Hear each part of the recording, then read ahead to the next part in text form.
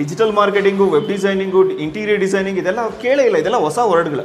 So ಹಾಗೆ ನನಗನ್ಸಿದ್ದೇನೆಂದರೆ ಈ ಥರದ ಮಕ್ಕಳುಗಳಿಗೆ ನಾವು ಹೆಲ್ಪ್ ಮಾಡಬೇಕಂತ ಹೇಳಿ ಈ ನಿಟ್ಟಿನಲ್ಲಿ ಈ ವರ್ಷ ಯಾರು ಗ್ರಾಮೀಣ ಪ್ರದೇಶದಿಂದ ದಾಖಲಾತಿ ಆಗ್ತಾ ಇದ್ದಾರೆ, ಇಲ್ಲಿಗೆ ಅಡ್ಮಿಷನಿಗೆ ಬರ್ತಾ ಇದ್ದಾರೆ, ಯಾರು 90%ಗಿಂತ ಜಾಸ್ತಿ ಇದೆ, 10th ಯಾರು 90%ಗಿಂತ ಜಾಸ್ತಿ ಬಂದಿರತಕ್ಕಂಥ ಗ್ರಾಮೀಣ ಪ್ರದೇಶದ ವಿದ್ಯಾರ್ಥಿಗಳಿಗೆ ಮೊದಲನೇ ವರ್ಷದ ಎಜುಕೇಷನ್ ಏನಿದೆ ಟೋಟಲಿ ಫ್ರೀ ಇದೆ. ಮೊದಲನೇ ವರ್ಷದ ಎಜುಕೇಷನ್ ಟೋಟಲಿ ಫ್ರೀ ಇದೆ.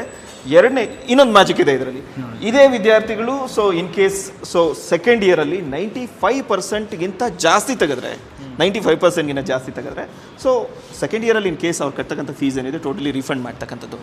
ಅಂದರೆ ಓದ್ತಕ್ಕಂಥ ಮಕ್ಕಳಿಗೆ ಒಂದು ಒಳ್ಳೆ ಪ್ಲಾಟ್ಫಾರ್ಮ್ನ ಕ್ರಿಯೇಟ್ ಮಾಡ್ತಕ್ಕಂಥ ಒಂದು ವ್ಯವಸ್ಥೆ ಕೇಂಬ್ರಿಡ್ಜ್ ಕಾಲೇಜಲ್ಲಿ ಮುಂದುವರ್ಕೊಂಡು ಹೋಗ್ತಾ ಇದೆ. ಸರ್ ನೀವು ಅವಾಗಲೇ ನಾವು ರಿಸಲ್ಟ್ಸ್ಗಳನ್ನೆಲ್ಲ ನೋಡ್ತಾ ಇದ್ರಿ.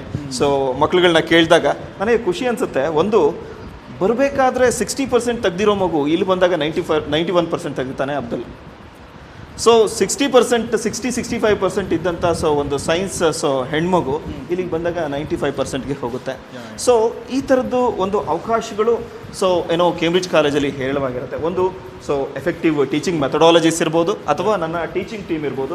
ಪ್ಲಸ್ ಇದ್ರ ಜೊತೆಯಲ್ಲಿ ನಾನು ಹೆಮ್ಮೆಯಿಂದ ಹೇಳ್ಕೊಡ್ತೀನಿ, ನಮ್ಮ ಕಾಲೇಜಿನ ಮಕ್ಕಳು ನಾವು ಎಷ್ಟೇ ಟಾರ್ಚರ್ ಮಾಡಿದ್ರು, ಅವ್ರಿಗೆ ಬೆಳಗ್ಗೆ ಎಬ್ಬರಿಸಿದ್ರು, ರಾತ್ರಿ 11 ಗಂಟೆವರೆಗೂ ಕೂರಿಸಿದ್ರು, ಬೇಜಾರು ಮಾಡ್ಕೊಳ್ದಂಗೆ ಅವರು ಟೀಚರ್ ಜೊತೆ ಕೋಆಪರೇಟ್ ಮಾಡ್ತಕ್ಕಂಥ ಒಂದು ಮನಸ್ಥಿತಿ ಬಿಗಿನಿಂಗಿಂದನೇ ಬೆಳೆಸ್ಕೋತಾರೆ. ಇದು ಒಂದು ಹೆಮ್ಮೆ ವಿಚಾರ. ಈಗ ನಾವು PU ಕಾಲೇಜಲ್ಲಿ ಮತ್ತು PU ಕ್ಲಾಸಲ್ಲೇ ಇದ್ದೀವಿ. ಸೆಕೆಂಡ್ ಇಯರ್ PU ಸ್ಟೂಡೆಂಟ್ಸ್ ಎಲ್ಲ